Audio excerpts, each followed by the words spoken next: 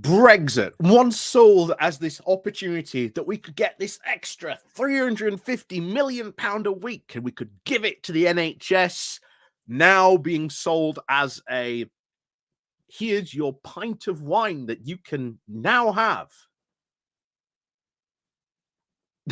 Just.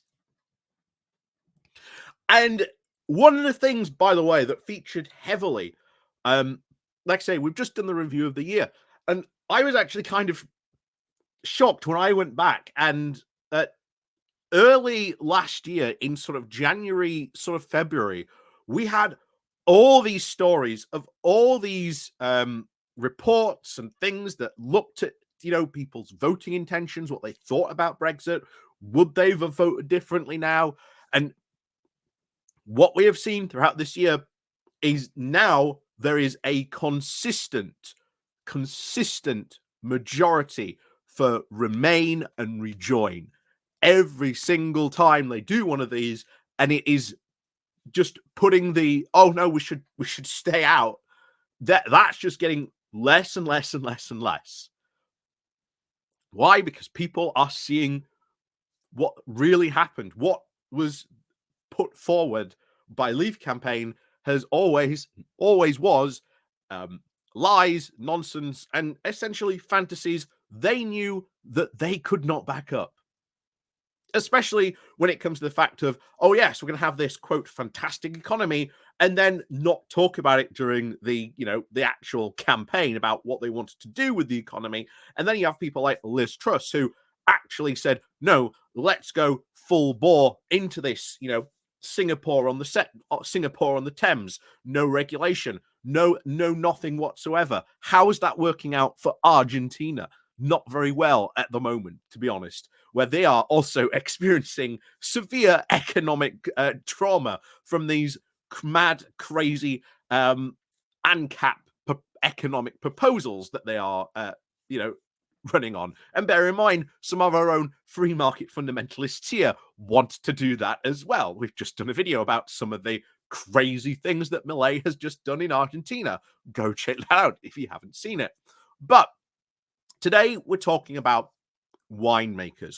What do winemakers in the UK actually think of this pint bottle option? Will they actually use these, quote, Brexit freedoms that they can now so freely use to be able to, bottle wine by the pint? Well, just so happens The Guardian has happened to speak to some of the biggest UK wine producers. Let's hear what they had to say. But before we do get into that, please do remember to click on the like, share, and subscribe button. And of course, down below, there are links to my Patreon page, the One Off Today link called Buy Me Coffee, where you can, buy me coffee.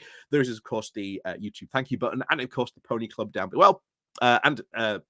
There is, of course, as we said, the review of the year. That's only available if you join up to the Patreon or the Pony Club as well. And you get access to all those videos that we've done, not only throughout, this year, and of course, into next year as well. So, as always, let's have a crack on into this and find out what these English winemaking producers have said. So, the Belfour Winery Vineyard in Kent said that it was not intending to grasp this particular opportunity, which included the right to sell wine in 200 millilitres, 500 millilitres, and of course, pint measures. Realistically, they said, we're looking at ways to take glass out of our supply chain rather than adding more in it, said a spokesperson. Another one said, bespoke bottle sizes just add further to the cost. It takes more resources to create, which is then less sustainable. Added to that wine ages more gracefully in larger bottles, so it generally tastes better too. Pints of champagne, oh no. So yeah, these are realistically, as you can see, no one is really going to do it. No one is really going to do it. And one of the other big sort of wine producers, um, Rathany, has said that they've described this pint measure as completely redundant, saying, "We do not understand why the government has introduced a pint measure for wine after consulting the industry and being told that no one seems to favor going back to imperial measurements." Um, it- and they also went on to say, realistically, half-liter bottles are actually far more better, saying it's a more perfect size bottle for a couple to share, as it offers 4 glasses of sparkling wine as opposed to 6. He said, "No one is going to make a pint-sized bottle." Who asked? Oh yeah, the debate was again getting toxic, which again doesn't describe this. But again, who is actually going to make these pint-sized bottles? That was something we discussed last time about this. And then 10 of the English biggest wine producers contacted by The Guardian had said that none were actually going to do it. None responded that this was going to be a very welcome opportunity. Chapeldown, the largest English wine producer, declined to comment. Um, so again, this is what is so bizarre and infuriating about this, because first of all, you've actually got to make these. From a business point of view, okay, you can now produce you can now sell a pint of wine, but you've got to actually make the bottle first, and that bottle in itself is going to cost businesses time and resources, because you can't just suddenly turn a machine on to that used to produce, let's say, the normal standard bottle of wine that you can get now into a pint bottle. And you've also got, as he said, the industry trying to turn away from glass to go to things like more metal and aluminium, more recyclable options for them.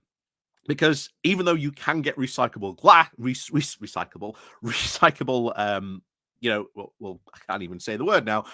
Even though you can get, recyclable glass, this is a problem that many industries, that when they've looked into this, have found that actually when you do recycle glass, it comes out as brown, which unfortunately, when you put it on the shelves, doesn't tend to sell too well, as people prefer either green or clear. Glean. I can't even get my words out properly today.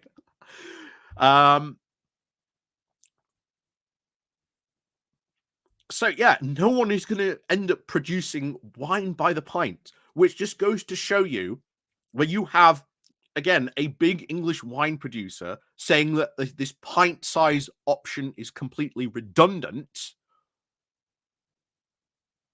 Then that means we've spent all this civil service time, where we are having other numerous crises going on in the country at the moment, and yet the government has decided to spend civil service time, taxpayer money, in order to try and find a way to create pint-sized bottles.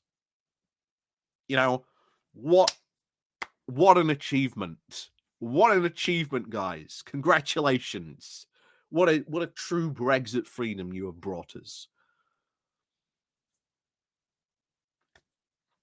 But as always, thank you very much for watching. And of course, as always, we'll see you all next time.